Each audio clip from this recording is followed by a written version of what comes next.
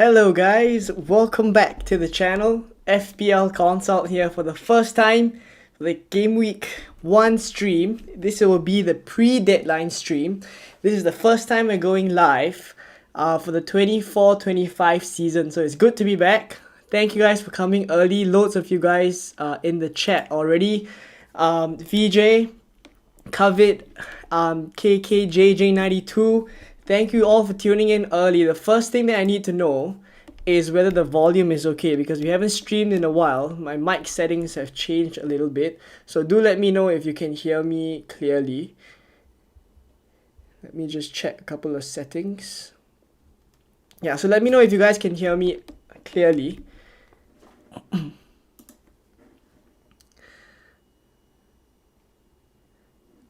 Right, lots of you guys are already talking about the latest news, so awesome. There's so many things to talk about in today's stream, starting from the press conferences to the latest injuries that we have. So I prepared a couple of quotes. We'll show it to you guys in a little bit, a couple of the sources as well. But yeah. Awesome, loud and clear. All right, thank you very much. So, all right, so let's get started. Loads of things to talk about. So I'm not going to talk about my team first. The first thing I'm going to talk about is a couple of updates that I think we all should at least know by now. But for the benefit of those who haven't caught up with it yet, let me just move over to Twitter. So the first thing is the Oscar Bob injury, right? So this is the first thing. I mean, I've quoted Fabrizio Romano, but the actual source is Jack. This is the account, reporter for the Daily Mail. Basically, Oscar Bob is out for several months. It is a fracture of the leg. So basically, what implications come from this is, firstly, he's no longer an option. That's the most direct implication. But I think there's also the possibility that a lot of rumors have been coming up that City are now moving more aggressively for Eberici Eze, right? So according to the real Tom Lee's hairdo, basically this is a Man City fan account that has tweeted a couple of pre-signing information. So basically, City have discussed in the last 48 hours triggering the 60 million release clause of Eze at Crystal Palace. His agents are not ruling it out. So basically, we know that with Oscar Bob being out, there's a potential that City will go for Eze. To be honest, I'm not quite sure. Let me know what you guys think. I'm not quite sure why this would be the case because Eze doesn't really fill in that position for Oscar Bob, right? Oscar Bob was playing on the right wing.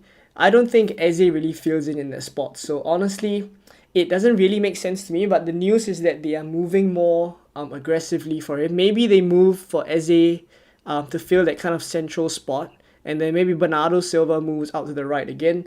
But yeah, so that's one of the things that we need to talk about. And secondly, it is this, right, that leads forward. Right, Jorginho Rutter has now verbally agreed to join Brighton with immediate effect. So basically what this means is, I mean, yesterday it was David Ornstein that basically said that Jorginho Rutter was going to Brighton. So I think he operates more as a number 10. So I don't think he directly impacts João Pedro's minutes. João Pedro likely moves to maybe a number 9 spot. I mean, we don't really know how this is going to implicate João Pedro's minutes, but I think it does put me off slightly just because there's so many options that Brighton have up front, right? So for now, I think it's a case where I may just not go for João Pedro entirely, right? So as I'm going on with all the news, drop it in the chat. What do you guys think of all this latest news, basically, right? So next up, I think the last thing that I don't want to talk about is the quote from Ange Postecoglou. So, right, this is a little bit too big. Let me just. All right, I'll read it out. But basically, what Ange Postecoglou said in the I'll keep it like this. So what Ange Postecoglou said, right, is thankfully is what we expected. He's a top pro, a good guy. This is in reference to Dominic Solanke, right? He has settled into the dressing room really well. Footballing wise, you can see that he has the attributes that fit into what we're trying to do. So basically, very positive news about Solanke, right? And then he says there's still an adjustment period there. Obviously, because we play a little bit differently, we train differently. We've seen that with every new signing that comes in. So far, he's fitted in really well with the group and training. We've got a couple of sessions to go, but so far so good. And on whether he's good to go for Monday, he said, yeah, he should be fine. So I think honestly at this point in time, as I was considering, right, so I'll switch over back to my team again. As I was considering whether I wanted to, if you guys watched the team selection video, if I wanted to go for Solanke plus Murphy or Jota plus João Pedro, I think that João Pedro option for me has gone out the window, and the Solanke option has kind of solidified for me a little bit because I've kind of locked it in that I want Solanke after hearing what Postecoglou said. And also I was concerned about the minutes for Richarlison that could eat up Solanke's minutes basically. But according to what Ange Postecoglou also said in the press conference, it was that Richarlison was further away from getting minutes or even starting for Spurs, right? Even further away than some of the other players. So my guess is that Solanke, I mean, it's quite clear that Solanke starts. So it's a question of whether I think it's worth it to go for Solanke at 7.5 million or Jota at 7.5 million. So for the time being, I have Solanke and Jacob Murphy. And a couple of other changes that I've made to the team is also Barco leaving the team because Estupiñán is now back on the grass, based on what the Brighton's press conference recently said. So he could be back sooner rather than later. So it could be a concern, right? Barco, I don't really know whether he's going to come back into the Brighton team, or even if, I mean, there's a couple of ways that it could go. I think it's possible that even if Estupiñán comes back, Barco still retains his position, but it has cast some doubt there, enough for me to temporarily take him out of my team. And I've opted for Kwanzaa as the 4.5 defender that I'm starting, and then Kwanzaa rotates quite well with Kwanzaa on the bench there. So Kwanzaa has really good fixtures from Gameweek 3 onwards. And I took Robinson out because basically Kwanzaa has good fixtures in Gameweek 4 and 5, and that's when Gabriel has tough fixtures. So I can just rotate Kwanzaa into the starting 11 and remove Gabriel. Right, so this is it. I think I won't speak too much about my team because tomorrow will be the actual deadline stream. I just wanted to cover a bit of my thinking before we get onto all of your teams. Right, so let me know what you guys think of my draft. What changes should I make? There's a couple of players that I would like that obviously I can't reach. Players like Jota, players like Bruno Fernandes, I can't reach all of them. But let me know what you guys think of the draft and what changes you will make. Alright, let's say hi to some of you guys in the chat. Kavit says Nkunku hat-trick coming soon. To be honest, I'm not super confident of the Chelsea performances going into the season. Like, we have just not been very convincing at all in pre-season. The João Pedro, Barco and Oscar Bob news has annoyed me. We kind of settled, but now I need to reconsider. Yeah, exactly that. So today has kind of changed the landscape a little bit. I thought I was like 90% locked on my team, but I've made quite a number of changes to it. So hopefully nothing else, but with FPL, I feel like even just before the deadline, I'm going to get something. That's just the way it is. Ben Snell says, welcome back. Good to be back. Thank you for joining. Schmeichel says, loud and clear. Thank you very much. Muniz at 6.0 million is so clear. Is Solanke at 7.5 more worth it than Muniz at 6.0. I mean, but I know Muniz is definitely a great option. But then I also want some Spurs cover because I do think like Spurs are going to score quite heavily in the first two. I feel like before this kind of Solanke, I guess, confirmation from Ange Postecoglou, I feel like a bit some of us were sleeping on Spurs, and that's why I moved for Solanke. And then now with this news, it feels as if I just want to lock him into my team. Like, I can't see Leicester keeping clean sheets there, and Leicester versus Spurs has always been a high scoring game. Salah and Rodgers or Jota and Son? I'll probably take Jota and Son. I mean, I've got less and less hot on Rodgers recently. I mean, I'm just not convinced by the Aston Villa attack, and they've not been good, that's one, but they've also not had Watkins back at all for the whole of pre-season. So that definitely weakens the attack as well. So I don't think we're gonna start the season with Aston Villa having a good team from the get-go. I think that maybe we could see them struggle a little bit. At least if anything that they performed in pre-season is something to go by. What's the news about Barco and João Pedro? Well, for Barco, it's basically that Estupiñán is back on the grass. So basically, he could take Barco's spot. I mean, obviously, initially it was Estupiñán's spot to begin with. So depending on what Hertzler says, it could be that Barco comes out. For what it's worth, I don't think that will happen. In fact, I think Estupiñán will have to be eased back. But my fear is that come game week 4, which is when I would want Barco against Ipswich, maybe Barco's out of the team by then, and then that kind of wastes a spot for me. For João Pedro, is basically that they've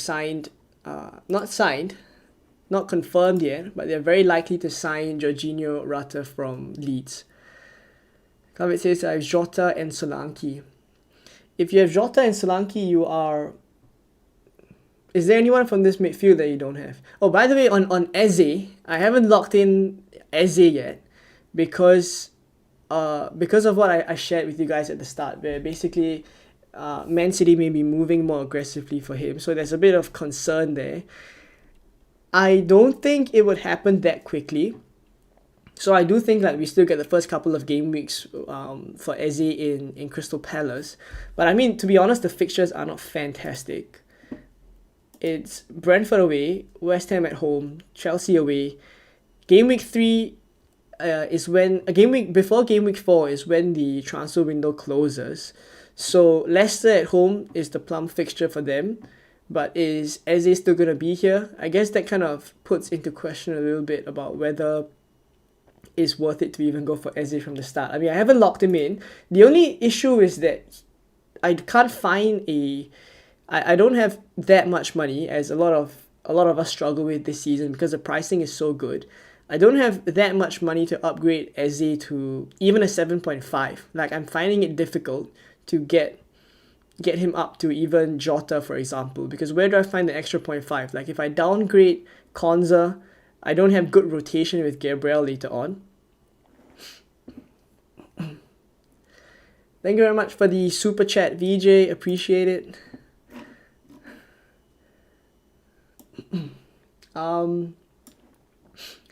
Rate my team. Alright, yeah. So if you guys wanted me to rate your teams, do drop it in the... Right, let me pin the tweet as well, because I've posted a tweet. We'll get to all your drafts in a bit.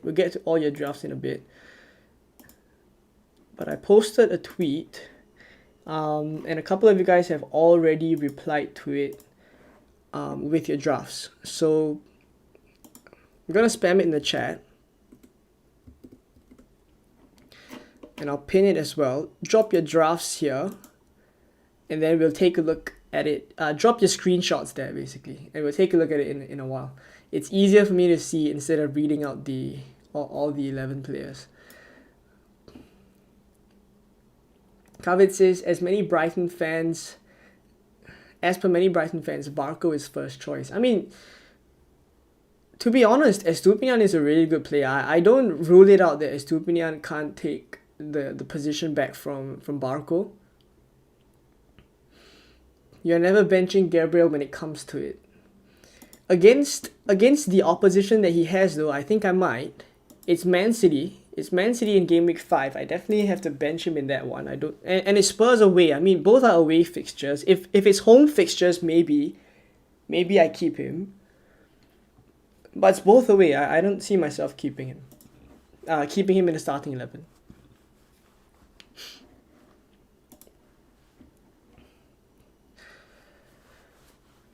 Andrew Barton says, still like the fact that Pedro is on pens and Solanke probably not fair. Solanke is likely not on pens. But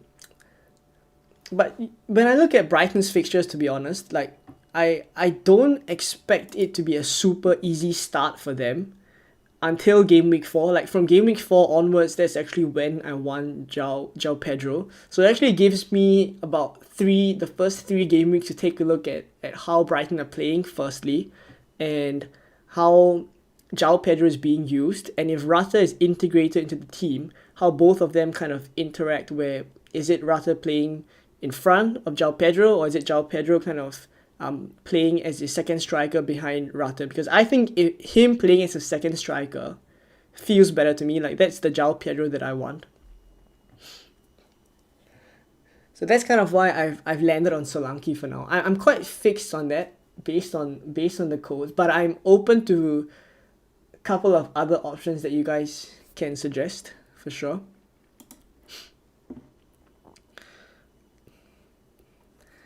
Honestly, nice team. I like it. Can't own them all. That's the issue with this season, right? Like we're gonna miss some players. Like I don't have Jota here. I don't have Bruno Fernandes. I don't have Salah as well. I feel like I'm lacking some Liverpool attackers. But I guess that's just how good the pricing is this season. Like they've done a really good job. JWar10 says, hi Consult, tough one. Muniz, Bruno, Trent, Porro, or Solanke, Jota, Gabriel, Gvardiol. This is tricky.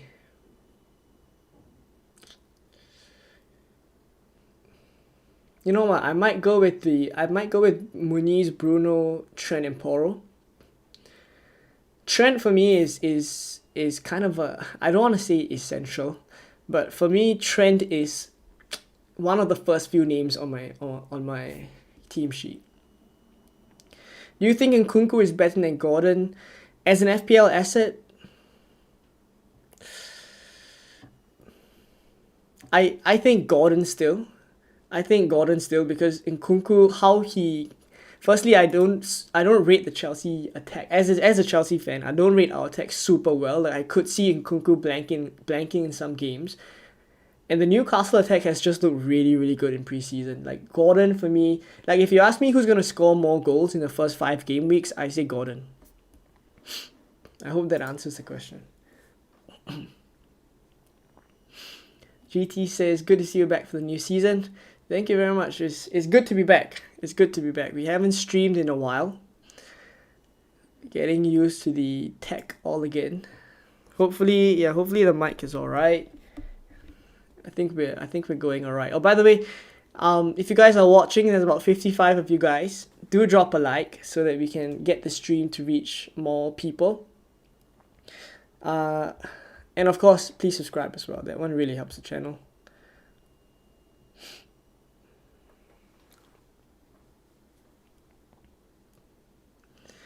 Right. Only main issue is no Liverpool attacker, really. Exactly. Salah has a good opening day record. How about drop Haaland for this game week, given a weakened City squad, and get Salah and maybe have Jota for game week 2? Take a -4 to make 2 transfers to get Haaland back. I will never do that. I think I would never book in transfers, let alone a hit. Like I just I'll just get the player from the get-go, and if I'm certain I want to captain Haaland, which I'm fairly certain on, I would say I'm more certain I want to captain Haaland in game week 2 than I want to captain Salah in game week 1. And that's kind of why I'm just starting with Haaland from the get-go. And to be honest, no one's saying that Haaland can't score against Chelsea. Like, the way that we've been playing. Opinions on Kamada instead of Eze as a cheaper option. I don't really like his attacking output. Like, I've had to look at the numbers. I'm not really too keen on the attacking output. Thoughts on Armstrong? I prefer João Pedro to Armstrong, to be honest. Like, despite the Rata signing, I still prefer Brighton's attack. Rogers, Ahmad, or Winks? Has to be Rogers out of the three. Gabriel to Porro and I get 0.5. Yes, I do. I'm not super keen on that though. I mean, if the Eze rumors start to pick up, I think I might. That is definitely one of the ways I can free up cash. But I'm not super keen on that because I kind of want an Arsenal defender to start the season.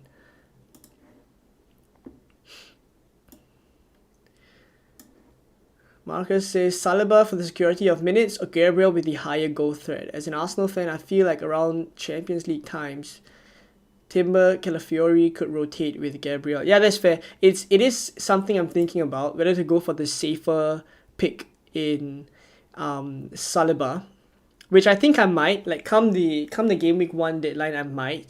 It's just for the time being, I definitely prefer Gabriel's goal threat.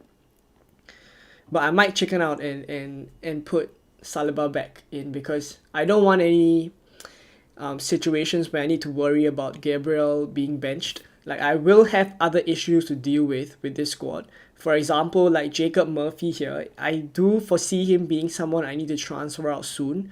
But he's someone that I want to take a punt on for Gameweek 1. Like, I just like him as a pick. Like, for long term though, like if you're going for a long term Newcastle option, that for sure Gordon is the better one. It's just I'm fine with having Isak long term only as a Newcastle asset, and then having Jacob Murphy for the first few game weeks and then selling him to someone else. Kwanzaa playing time. For now, it seems like Kwanzaa would start the season, so I'm not too worried about it. Could Konate take minutes off Kwanzaa? For sure. When that happens, we don't really know as well. But I do think like it's Kwanzaa's place to lose. Like a couple of the Liverpool accounts that I do follow have also predicted Kwanzaa to start the season, at least the first few games. No Salah or no Haaland. I personally haven't considered that at all, to be honest. Like just for captaincy, I just want to set and forget captain. And the single premium drafts are perfectly fine. Like, I look at the Salah only draft and I think it looks really good as well. I don't see a need to go without both of them.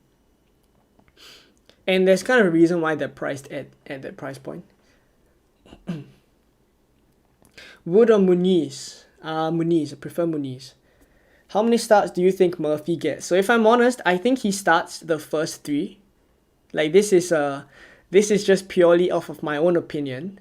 But from there on, I'm not so certain. And in terms of minutes that he'll get for the first 3, my guess is the first game week he gets 90 minutes because Gordon is not back to full fitness yet. So I presume that for the first game week, we will see Murphy getting 90 minutes or maybe 80 minutes.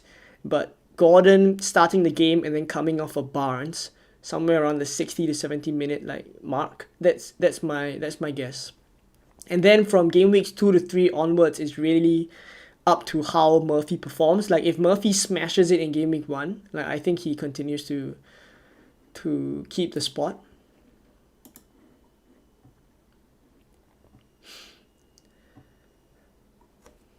But for sure from game week 4 onwards, like I'm not confident of Murphy anymore. So it's really, really a short-term punt for me to get the Southampton fixture here. Let me just show you guys the odds as well.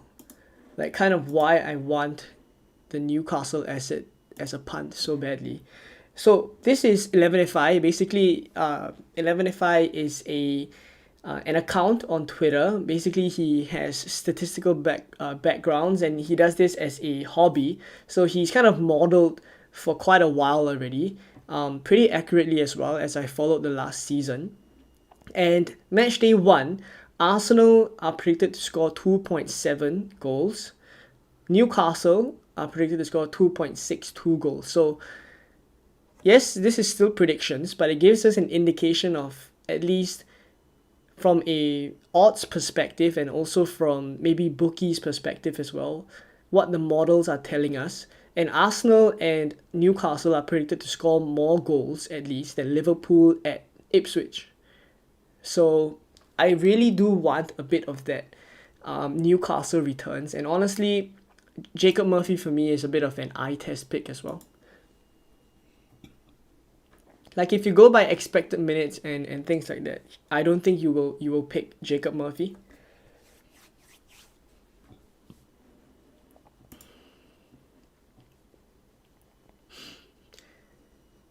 Can we get to 50 likes? Can we? I'm not sure how many likes are we on at the moment. 29 likes. If you guys are able to drop, there's 55 of you guys. If you guys are able to drop a like on the stream, that will be amazing. I'm not sure how long we're going to stream for today as well, but I try to get to as many questions, and I'm waiting for you guys to drop the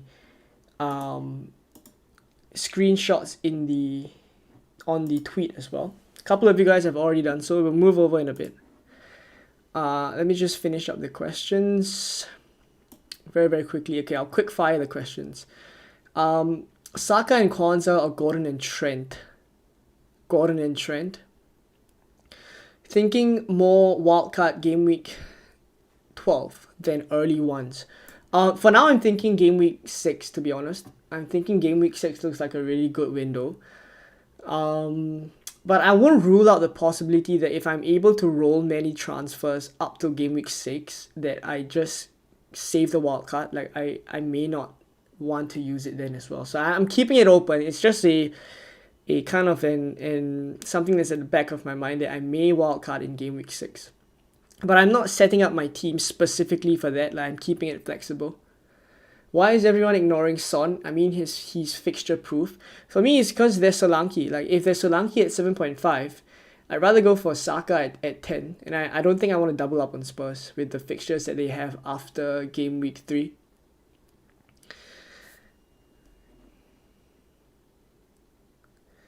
Schmeichel says, please build a non-Haaland and Salah draft. So a Salah only draft or a no Haaland and no Salah draft? Who is the better pick between Jota, Eze and Gordon? Right, so for me, this one really comes down to the time frame that you need this player for, which also boils down to the fact that your overall team cannot have too many risky players. Say, for example, you already have say you have Jacob Murphy, like in my team here, and then say you have Jacob Murphy, and then you have a couple of other risky assets as well. I would just try to keep the risky assets to a minimum of, I don't even want to say 2, I want to say 1. Like for my own team, I've kept it to just Jacob Murphy. Because I foresee that I may need to make a couple of changes for him already. But for the question on Jota, Eze, Gordon, if you only need the player for a short period of time, I actually prefer Jota out of the 3. For a longer period of time than Gordon. João Pedro plus Gabriel or Solanke plus Robinson? Tricky. Solanke, Robinson, João Pedro and Gabriel. Probably João Pedro and Gabriel. Salah plus Haaland. I haven't really considered that after like three game weeks ago, I think. Sorry, 3 game weeks ago. 3 weeks ago. Like we started building drafts for like more than a month already. I stopped building Salah and Haaland drafts 3 weeks ago. The game will be won by the one who picks the correct 5.5 to 6.5 million mids. So I'm gonna be honest. I think the 6.5 million mids and Kunku is just the best of the worst. Like, if I'm honest, I'm not super keen on players like Morgan Gibbs White, Bailey. Aston Villa don't look like they're gonna kick off the season really well. I don't know. Other 6.5 million like Brennan Johnson. I have Solanke. I don't think I want to go for. I don't think I would even go for Brennan Johnson if I didn't have Solanke, because there's a risk that the front three will be Son, Solanke, and Kulusevski. In which case, Brennan Johnson doesn't get any minutes at all. Surely Saka as a midfielder against a weakened Wolves is a better captain. It's close, but predicted points have Isak as higher a chance of getting more returns. What is your wildcard plan? Tentatively wildcard 6. What are Eze rumours? Eze is rumoured to be transferred to Man City if they do move aggressively for him.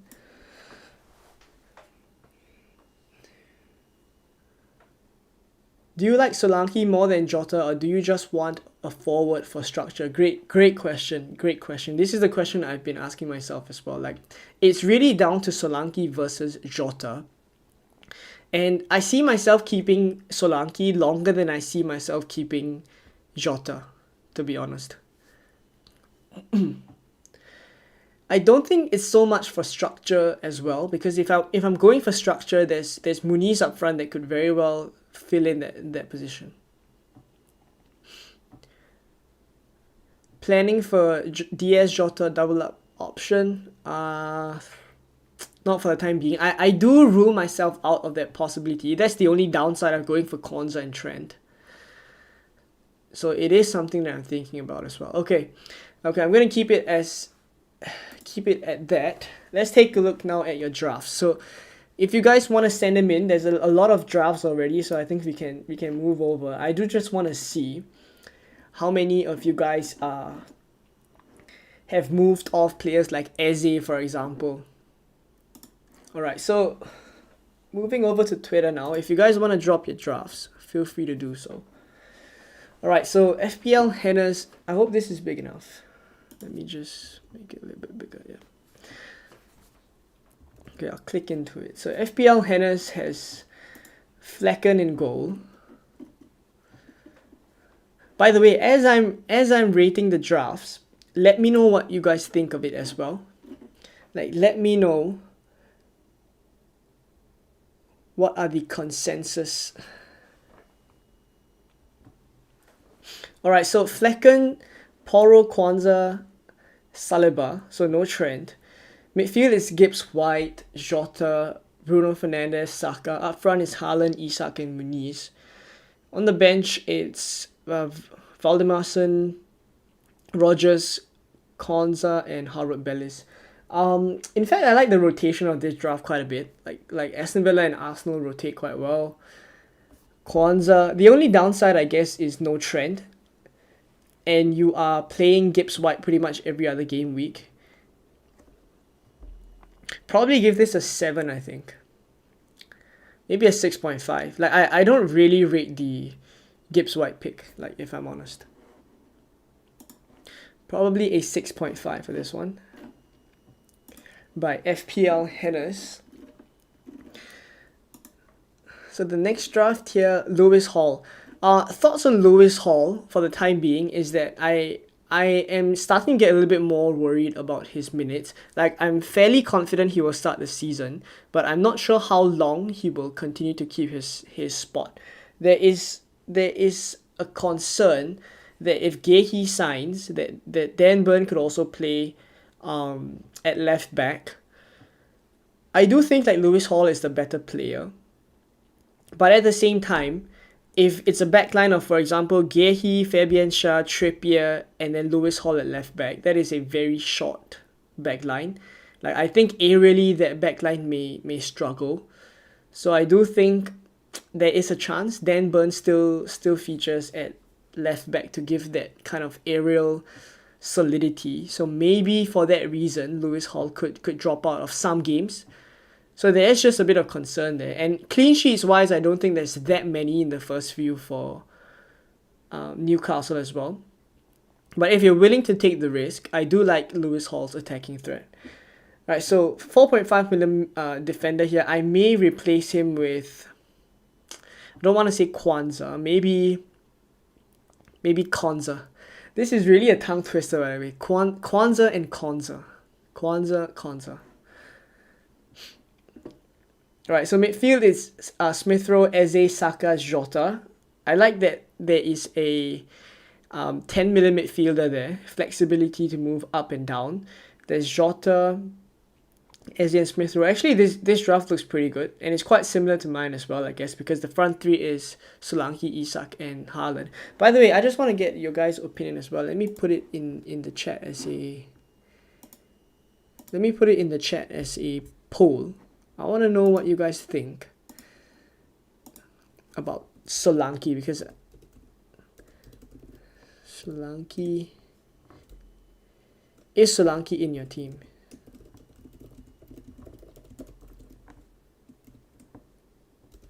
After Angus presser just now. I want to know whether you guys have been swayed by the press conference like me. I mean, I was just looking for something to make me go for Solanke. I really do think like we're sleeping a little bit on the Spurs attack, to be honest. Just want to see if I'm the only one that's thinking this.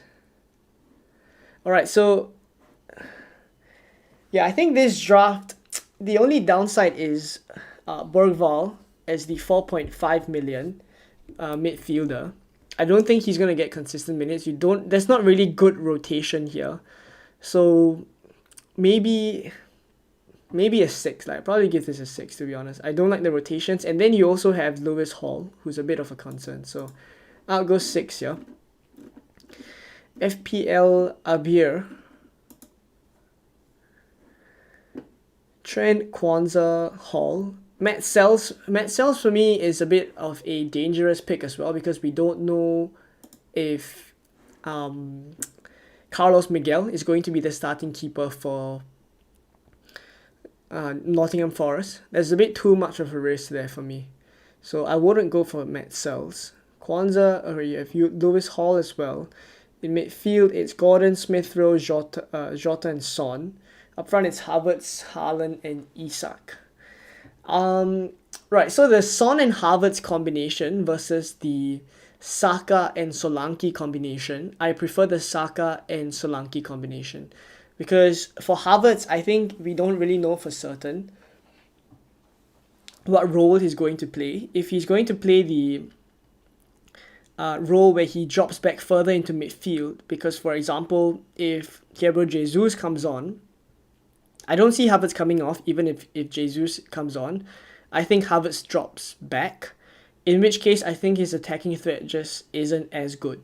So because that's the case, and there's a bit of uncertainty as to the role that he's going to play, I don't think I like Havertz as much as I did at the start of the season. So that's why I prefer Saka to Havertz.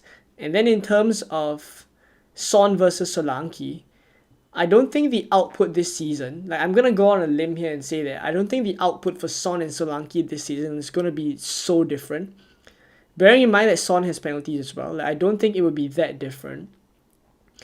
And something interesting as well that I kind of do want to show you guys is the... Alright, so this account, like do follow this account by the way, it's Rob T on Twitter. It's ROBTFPL. Really good market odds that helps you with your, I guess, fantasy football decisions, right? That is his bio. But he has the predictions out here for 2024 to 25 season. So this is across the whole season. And predictions wise, if you take a look at Tottenham's predictions here, Solanke and Son are pretty much on 14.8. Like I don't think there's too much of a difference over the long haul. And Solanke is playing centrally, and he's 2.5 million cheaper. Like I'm perfectly fine to just take the 2.5 million cost saving there. So I'll leave this on the screen for a while for those of you guys having a look at it. But do drop a follow to Rob T, like a really, really good account.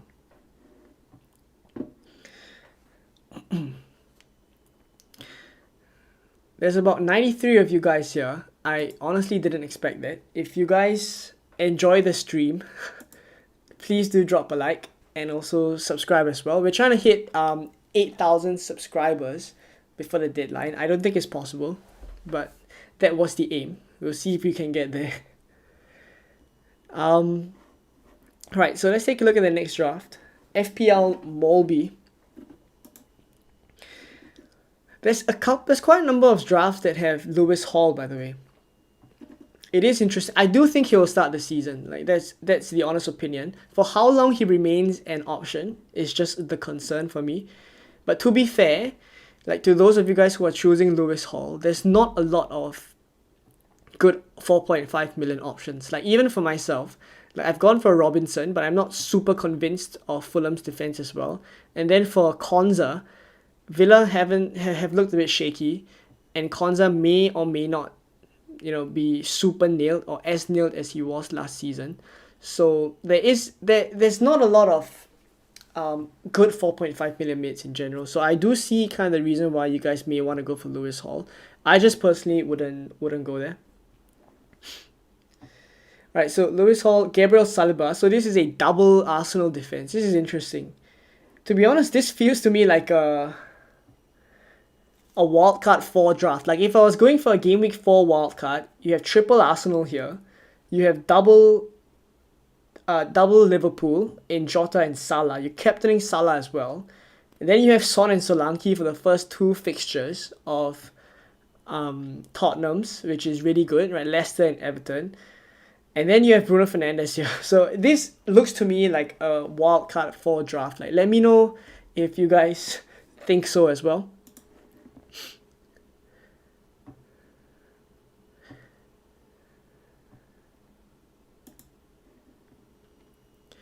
Would you downgrade Solanke for Gordon? Nah, I don't think I would.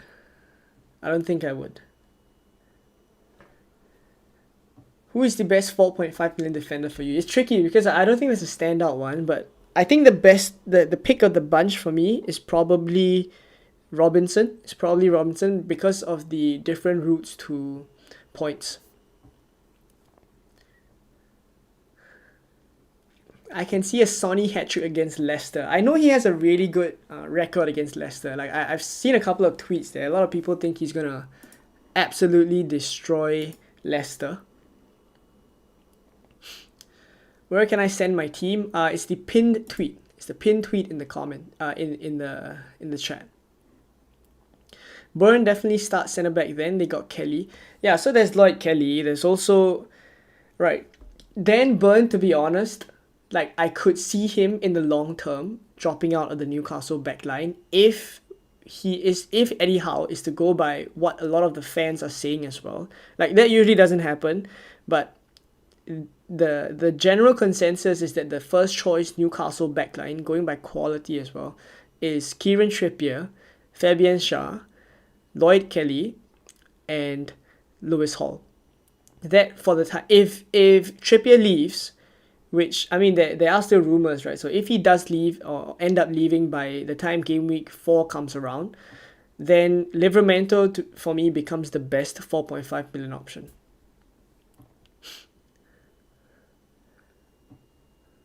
Kwanzaa's slightly safer than Hall. Yes, I agree with that. I think I agree with that. Torn between owning an Arsenal defender, but certainly not two. Yeah, so I feel like this draft is basically going for a quick win kind of a strategy, like a first 2 to 3 game weeks, try to get as many points and just wildcard out of it. Like I see it happening for this team already. Alright, let me refresh this. There's a lot of you guys sending in your drafts.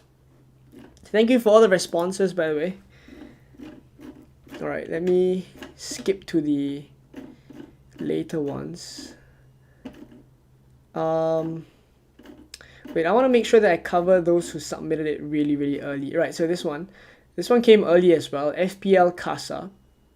Again, there's Lewis Hall. Like, am I missing something here? Am I missing something with Lewis Hall? Let me know.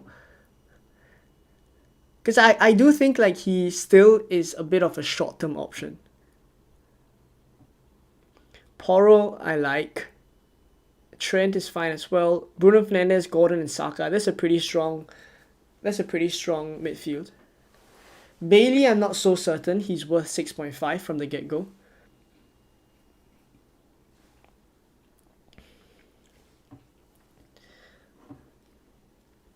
And the midfielder option for rotation is Sangari as well. I'm not super keen on that. I'd probably give this one probably a 6.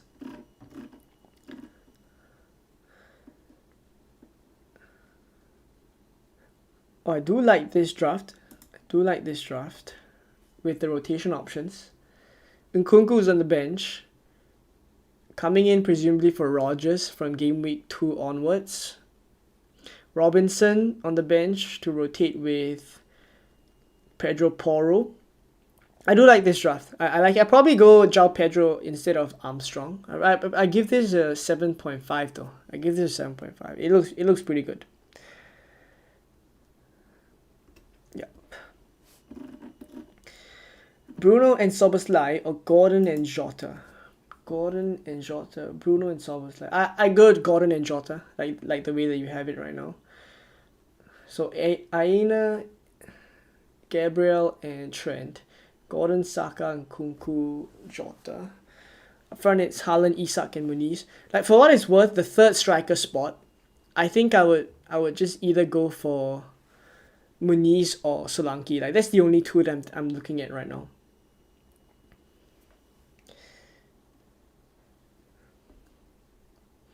This draft does look good. The only thing is the rotation then. The only thing is the rotation for the 8th attacker, but it seems as if you don't really need, right? Because you're gonna start these 7 players week in, week out. Haaland, Isak, and Muniz. In midfield is Gordon, Saka, and Kunku, Jota. You're gonna start these players week in, week out. That's a fair strategy as well. Like just simply going for 7 good attackers and then starting them every single game week. But my approach generally is just to go. My approach would generally be to have room for some rotation. So I guess that is still likely what I would do. But if you want to go with just 7 attackers like this, I think these 7 attackers are fine as well. We can't have them all. And I don't think there's a way to fit Solanke in here as well. So, yeah, I mean, I'm alright with this draft. It's just a little bit lack of rotation there. I'd probably give it a 7.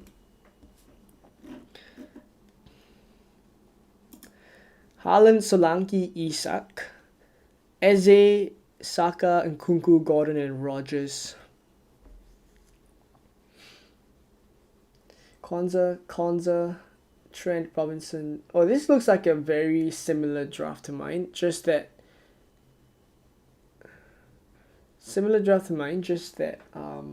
no Gabriel. So you have 2 4.5s, 3 4.5s.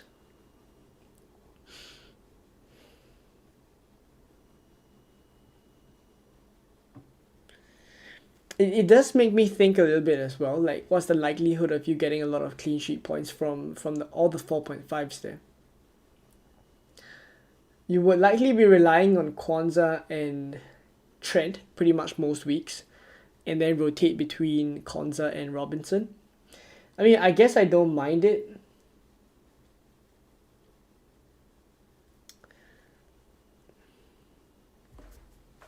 What changes would I make to this draft?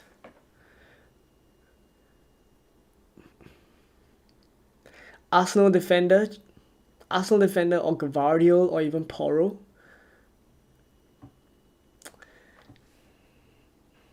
But to be honest, I don't think I can do much to improve this draft with the budget. I quite like it. I guess finding it hard to make improvements to the draft does mean that it is pretty good in general. What do you guys think? What do you guys think of this draft? I quite like it now that I'm looking at it. Henderson, Valdimarsson, Konza, Trent, Robinson, Johnson as the 4.0, Eze, Saka and Kunku, Gordon, Haaland, Solanke, Isak. Yeah, it's just the lack of premium defenders there, which is obviously not absolutely necessary. Let me know. This is an interesting draft. Let me know what you guys think. Three 4.5 million options.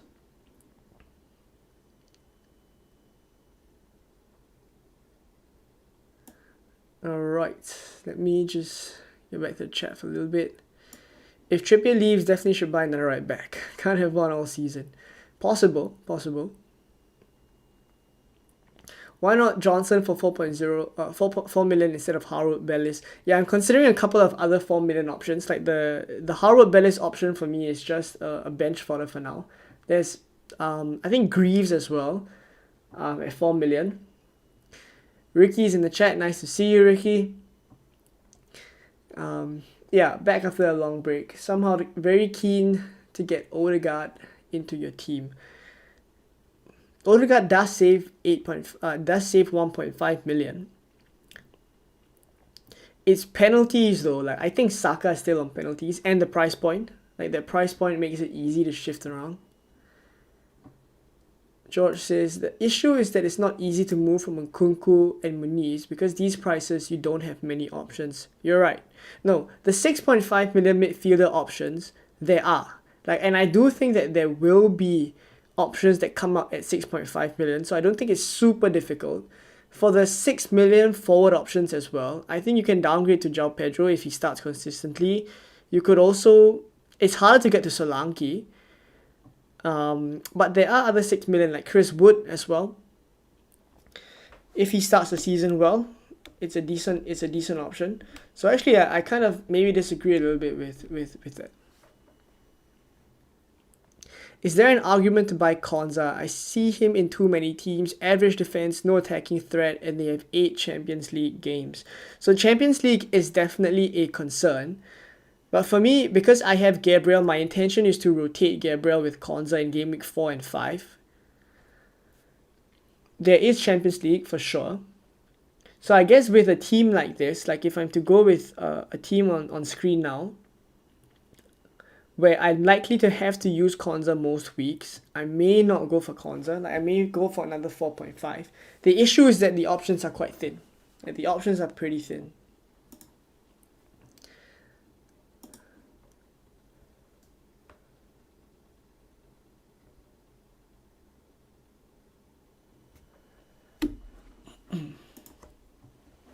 Right.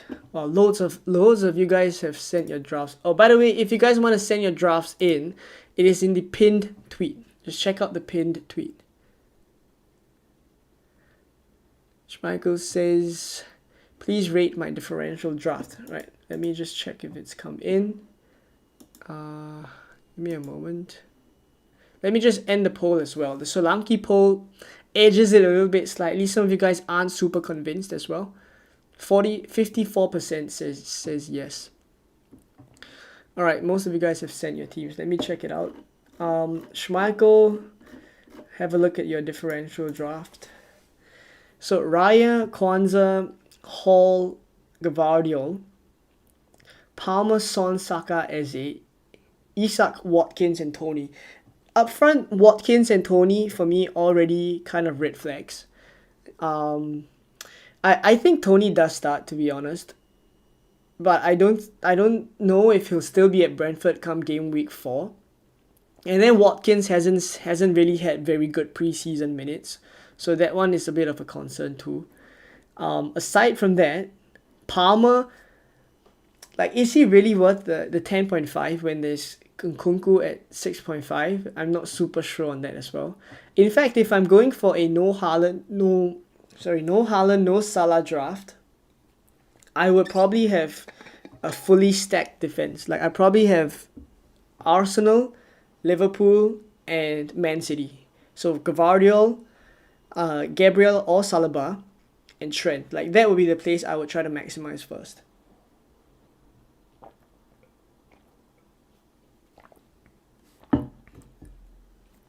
Yeah, then the money from Watkins and Tony can definitely go to the back. I do think like that's how I would use it. Thomas Frank says Tony would be a Brentford player this season. I mean, many a times managers have come out to say that. many a times managers have come out to say that, and then at the end, the transfer still happens. So I wouldn't be super, like I wouldn't want to put my money on Tony definitely staying at Brentford. So there is risk there, and to be fair, I don't think the Brentford's fixtures are super good. So I take the money out. I maybe go for Solanke instead of Watkins. I take the money out of Tony, go to someone like Muniz, for example, and then load up on Trent, load up on Porro, even if it gives 0.5 saving in terms of, compared to Gabriel. Yeah.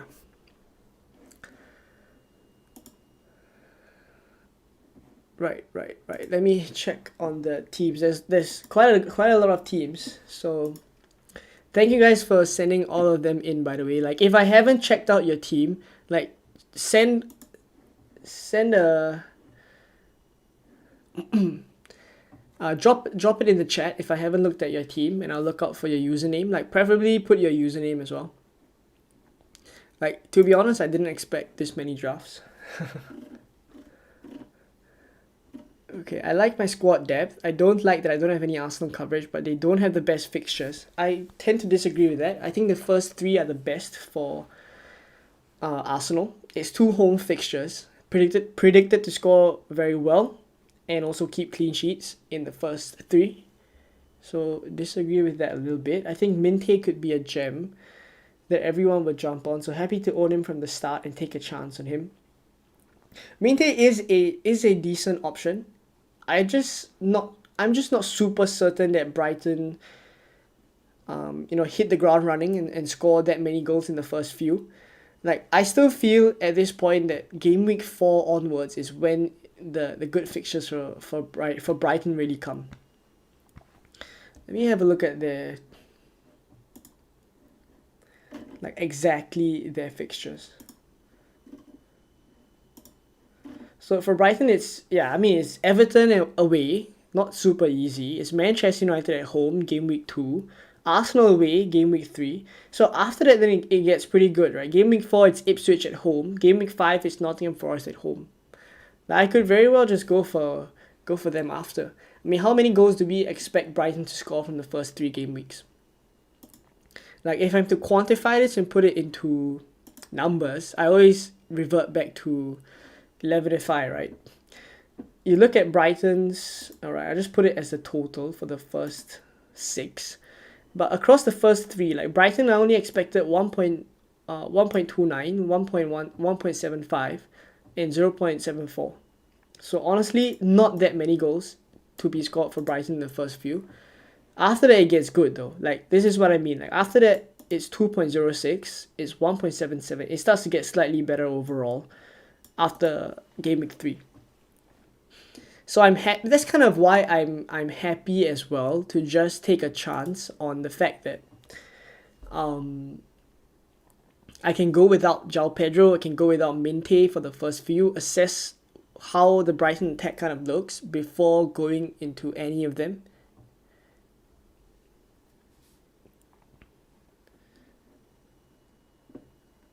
Right, let me move on as well. Let me just check as well. If I haven't done your team, please drop it in the chat. VJ as well, helping me to plug the channel as always. If you guys are watching, there's about 100 of you guys here. Please do drop a like on the stream, and please do subscribe as well. It means so much to me, and I really hope that this season we can take the channel to greater heights. So I will definitely put the effort in to put out the best content that I can for you guys as well. So hopefully you will enjoy this whole process, and if you're here for it, just all you have to do is subscribe. It's completely free.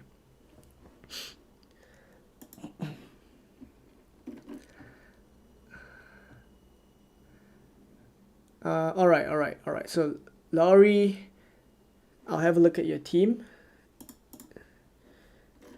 Give me a moment.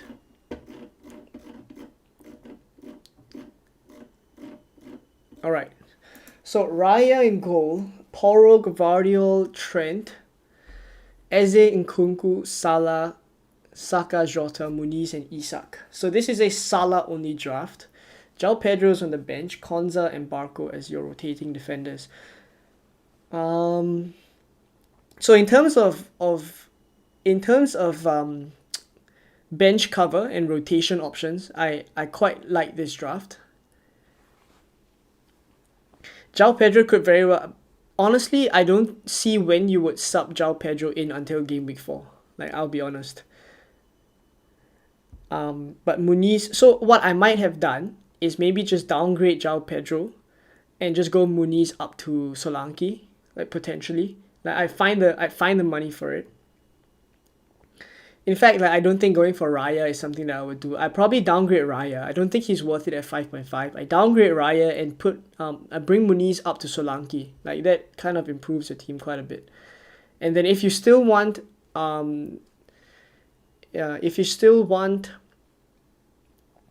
Arsenal coverage, then you can just do Gavardiol to either Gabriel or Saliba. Right, so that's what I do. But in general, if I was to go for a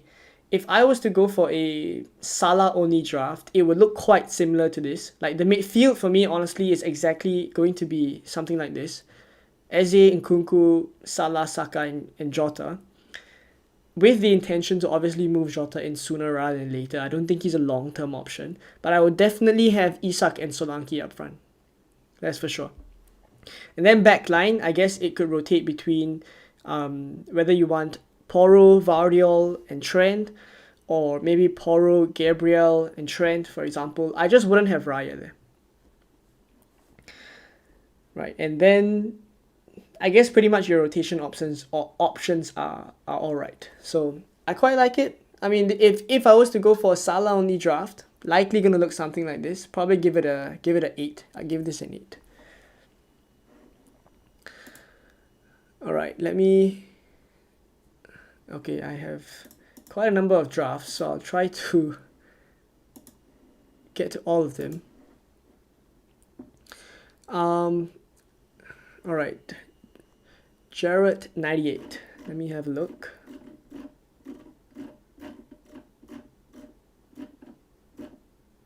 Jared 98.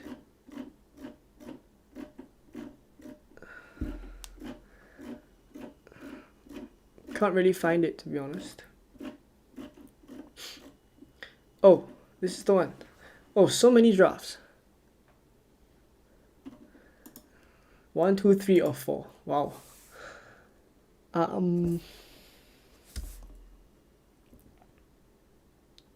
are the main differences though? I wouldn't go for the Watkins draft for sure. Like this one has Watkins on the bench. I definitely wouldn't go there as well. Too much money. This one also have Watkins on the bench. Alright, so it narrows it down for me then. I think it has to be this one then. What changes would I make though? I don't think I would double up on Crystal Palace defense. In fact, if I even do double up, then it'd probably be Henderson and Munoz. Like I don't see a reason for me to double up on Crystal Palace defense like this. But if not, the rest of your picks are pretty solid. Like Trent, Saliba, Eze, Jota, Nkunku, Saka, Smith Rowe. Yeah, I mean I like this team. Right, just a question on the double up on Crystal Palace defense. All right.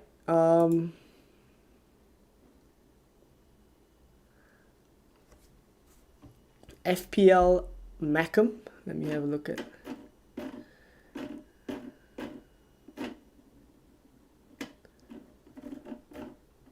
Alright, this one.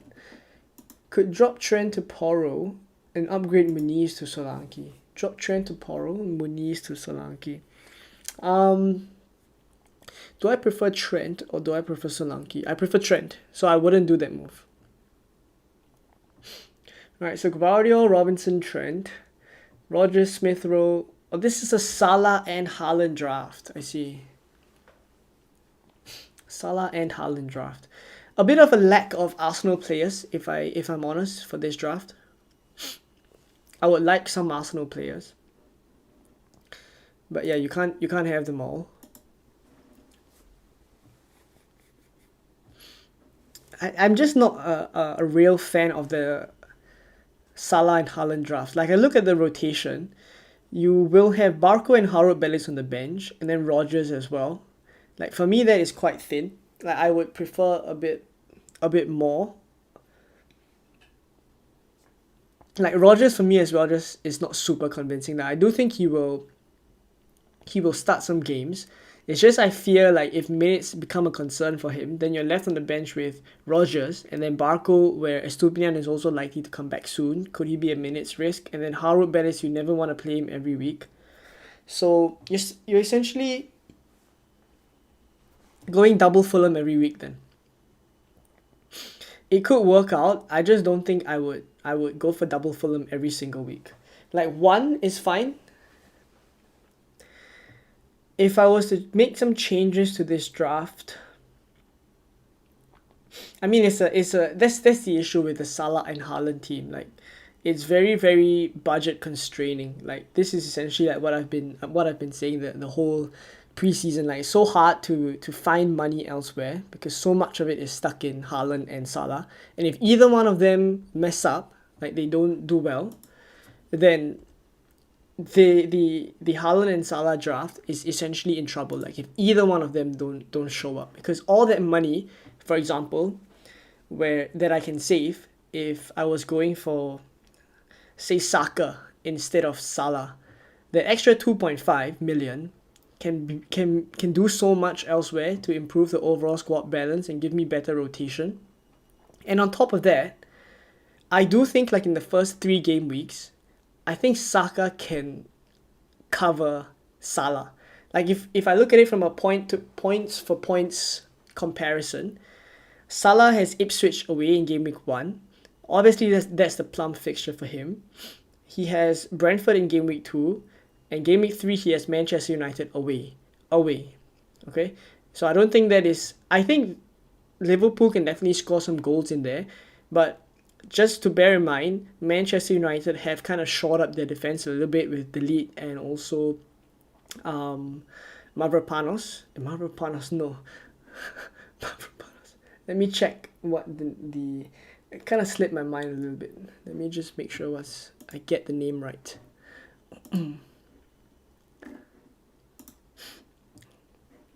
If you guys know the name, please drop it in the comments.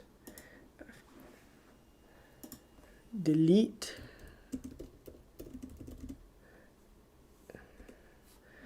and Mazraoui. My gosh, Mazraoui, yes. So if they do both come, I do think like the Manchester United defense will be better. So if I compare like for like Salah the first 3 game weeks versus Saka the first 3 game weeks, I do think like Saka can very well match Saka's returns. Saka can match Salah's returns. So let me know what you guys think.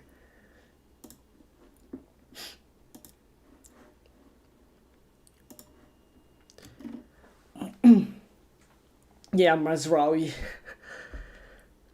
Had a bit of a brain fart there.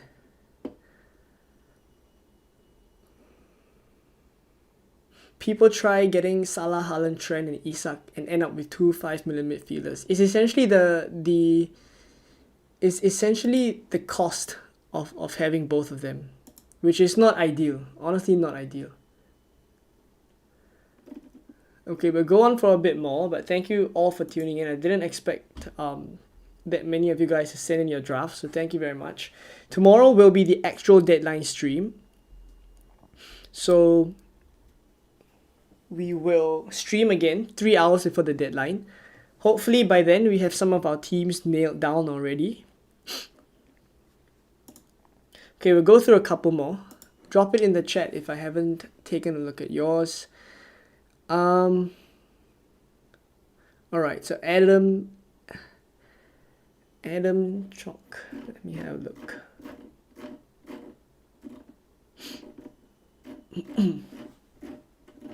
Alright, this one.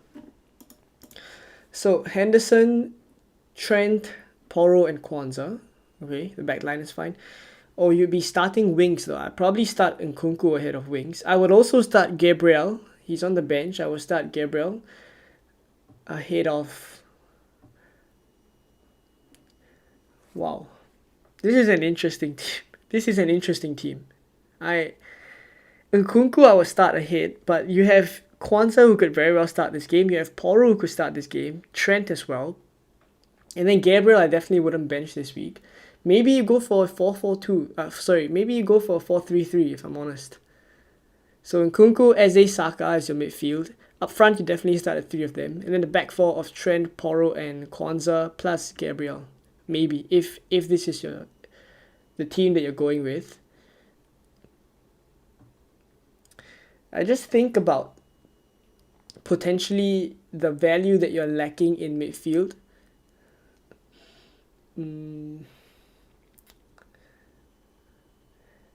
But that is kind of covered up with Poro at the back.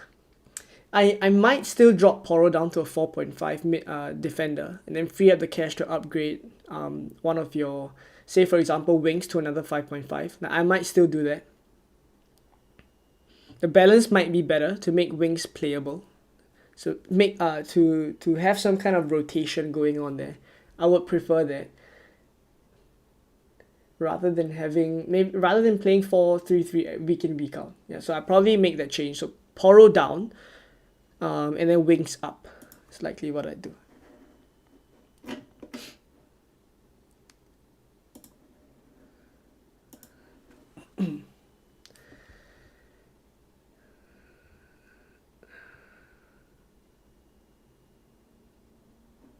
Oh, my bad. Yeah, this is the one. So Adam, this is Adam's drafts. Well, I had no idea. Sorry. So Henderson, Trent, Poro, and Kwanzaa. And then midfield is wings. So I wouldn't have wings here. And then basically I would start Gabriel. I wouldn't be benching Gabriel. I would start Nkunku ahead of wings as well. That one seems quite straightforward. And then I bench Smith Rowe. So I go with a 4-3-3 here. And really, if I'm to make some changes to this draft, then I would downgrade Poro and then upgrade wings. So Poro to a 4.5 frees up 1 million to go wings up to 5.5. It's likely what I would do. Okay, let me get on to the last few.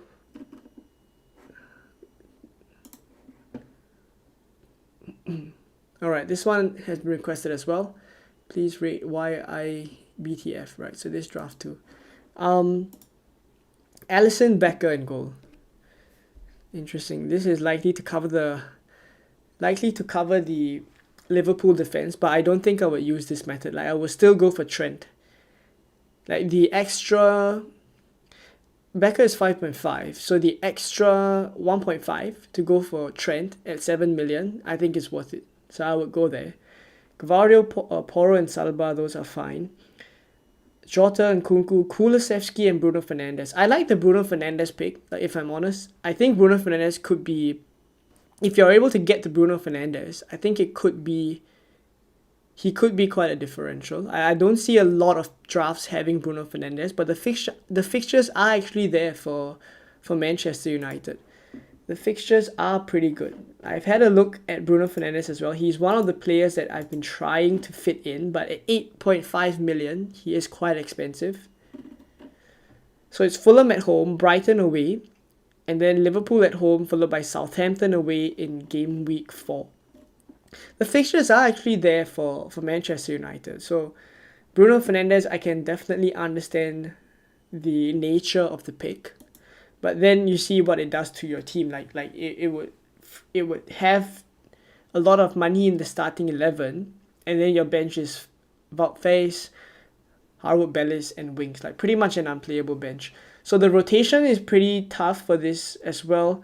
I think I'd probably give a 6 to this draft.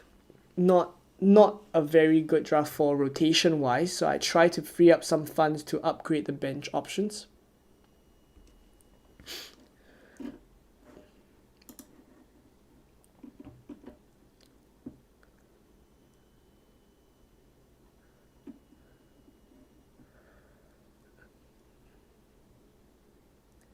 Kulu will be rotated with Brennan Johnson. I think there's a possibility as well. Like if I am to make a guess on or make a call on who I think the starting front three will be for Spurs, it's Son on the left, Solanke up front. I think he's the one that will start week in, week out as well. Then on the right, it's likely either one of Brendan Johnson or Kulusevski. In my opinion, I think Kulusevski is more in favour right now, and he's the one that I think should be starting at right wing.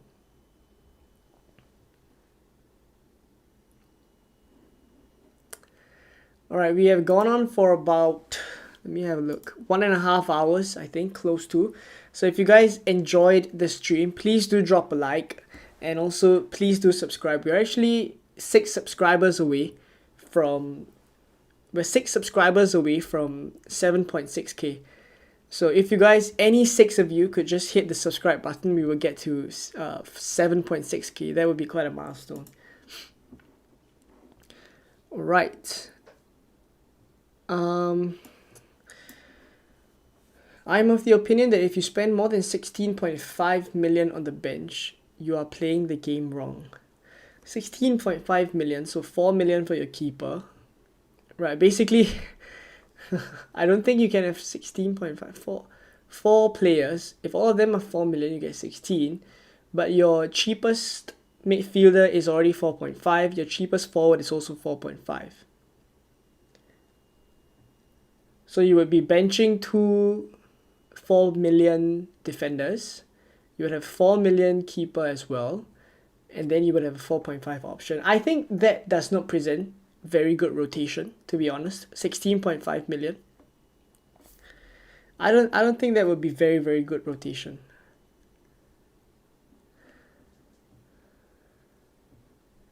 Alright, Desmond, let's have a look at your draft.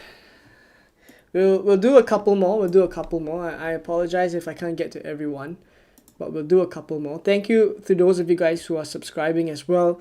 We are getting closer to 7.6k. We are just 4 subscribers away. Hopefully we can get there. Alright, so Desmond, I'll have a look at yours first.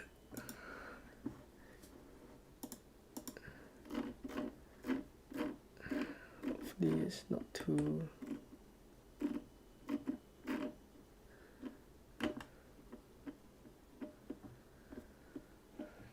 Desmond. Oh, I see Mark ID. Right, okay, I'll do Mark ID first. Right, I'll do this one first. I'll find Desmond in a bit. So Henderson, Kwanzaa, Porro, and Trent. Perfectly fine defense.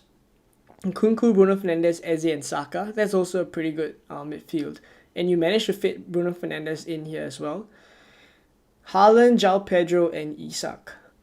I foresee this draft rotating João Pedro and Morgan Rogers quite a bit. I don't mind that rotation. I think it works pretty well. But again, not super convinced of Rogers as an option. Kwanzaa could be good rotation for Porro as well. Bentley as your backup keeper. I think this is we can't have it all, but I can see some players that I would want. Maybe a Liverpool attacker, maybe a Spurs attacker, but I don't think we can get there with this draft. So I think it's fine. I think in general this draft, I'd probably give it a 7.5. Probably give it a 7.5.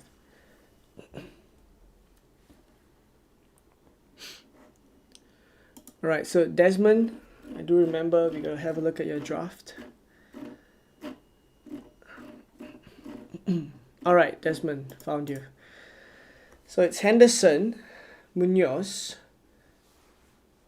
Trent and Porro. It's Jota, Eze, Saka and Nkunku, Muniz, Haaland, Isak. Valdemarson, Rogers and Robinson, followed by Barco as the 4.0. Okay, first up, I like Robinson on the bench. I think he gives good rotation. I'm not so certain on whether I like the double up on Crystal Palace, like Munoz and Henderson, though this is the double up that I would have if I'm doubling up on Crystal Palace. So Munoz, Anderson and Porro. Sorry, Trent Alexander-Arnold and Porro. I think I do see the reason why you've gone for Munoz as well. I don't think that a lot of people would want to double up on Crystal Palace, but Munoz is the only standout 5 million option. And then I foresee that you maybe have an extra point 0.5 that you want to spend. I think something I would have done is downgrade Munoz to a 4.5, maybe maybe Kwanzaa. This Kwanzaa and Kwanzaa is really it's really giving me a tongue twister right now. But I probably downgrade Munoz to the 4.5 and then upgrade Rogers to someone like a 5.5, maybe a Smith Rowe, potentially. But you have Muniz, so other 5.5s, maybe Minte, you could keep him on the bench for a while. But yeah, I mean, I do like this draft. The balance is pretty good as well. I would say maybe an 8. I'll probably give this an 8.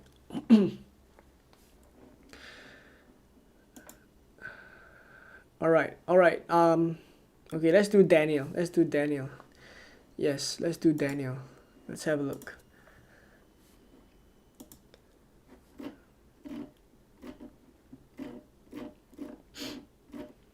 Let me just have a look. All right, Daniel, let's have a look at yours. So, Henderson, Mikalenko, Vardiol, and Porro.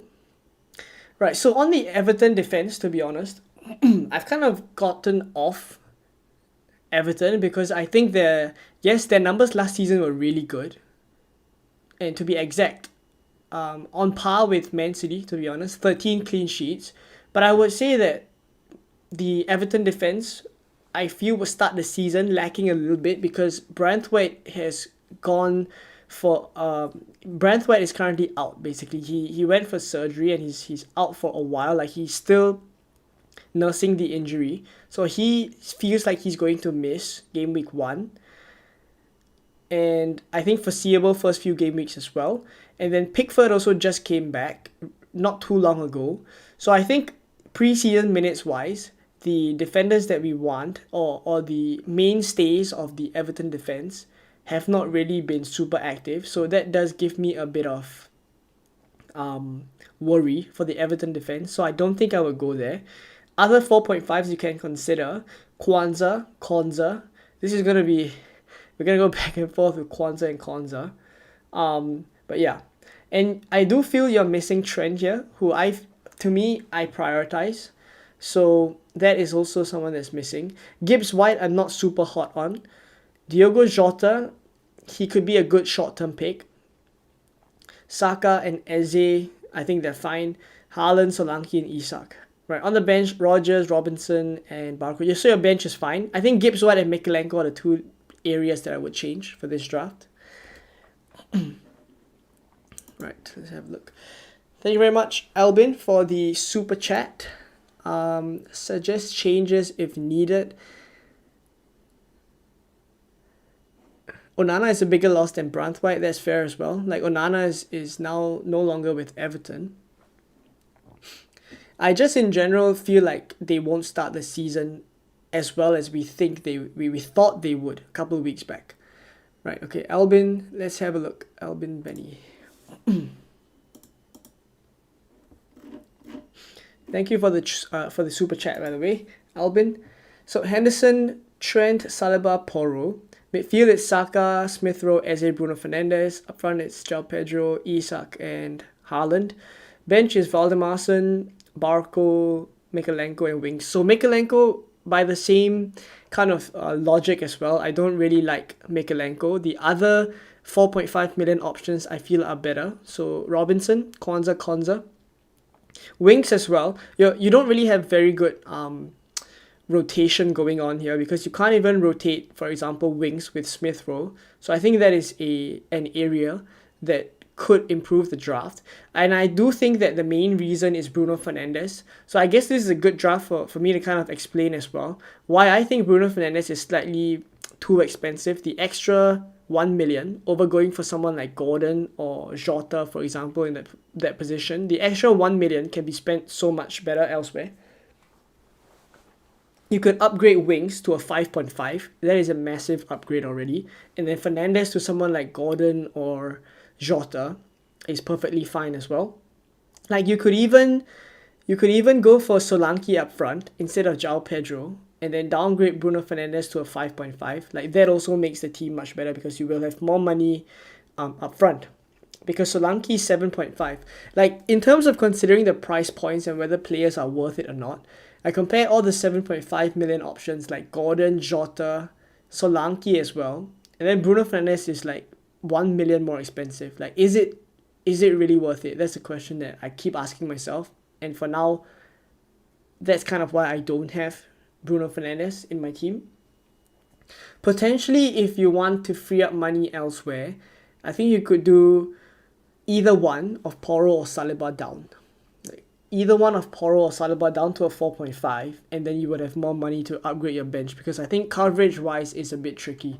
You may find it hard to rotate players, and you will just have to start players with maybe less than ideal fixtures. Like for example, Smith Rowe against Manchester United away here. And João Pedro, if I'm honest, like Everton away isn't the best fixture for him too.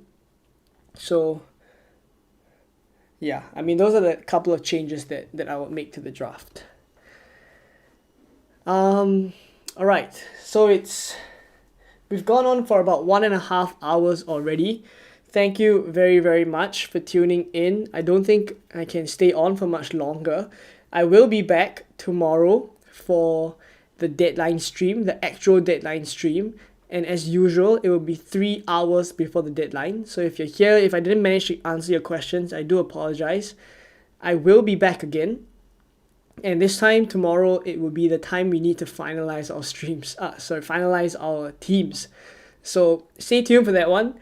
I will schedule that stream right after this one so you can set a notification. But if not, hopefully you enjoyed this stream and hopefully I got to your questions. If not, I will see you guys tomorrow.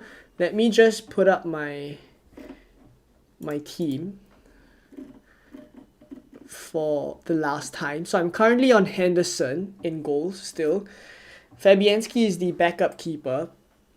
Gabriel, Trent and Kwanzaa. Nkunku, Eze, Murphy, Saka, and up front it's Haaland, Isak, and Solanke. Like if I'm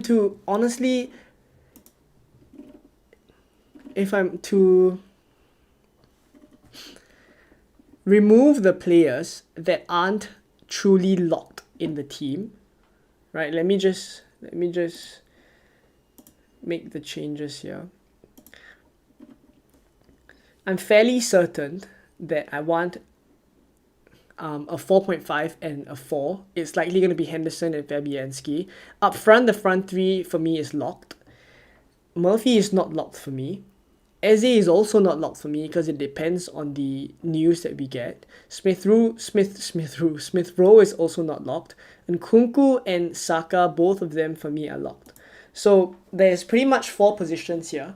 Like the 3 defensive positions as well as 1 midfield position. Right, I need to take Murphy out as well. Like he's not super locked. Right, so and Eze, obviously, I mean, I'm going to leave him in here because if we don't get news that he is likely to move to City, I will still have him in the team. Like 7 million is just such good value. So Eze, Saka and Nkunku, they're locked for me in the midfield, provided Eze doesn't go to City. Up front is locked, the 3 of them. I don't think I'd go elsewhere. In defense, Gabriel and Trent. I don't want to sacrifice the Arsenal defender. If I do take Gabriel out, it would likely be for Saliba. Trent is definitely locked, and a 4.5 keeper and Fabianski is also locked. So I have a couple of positions left to figure out.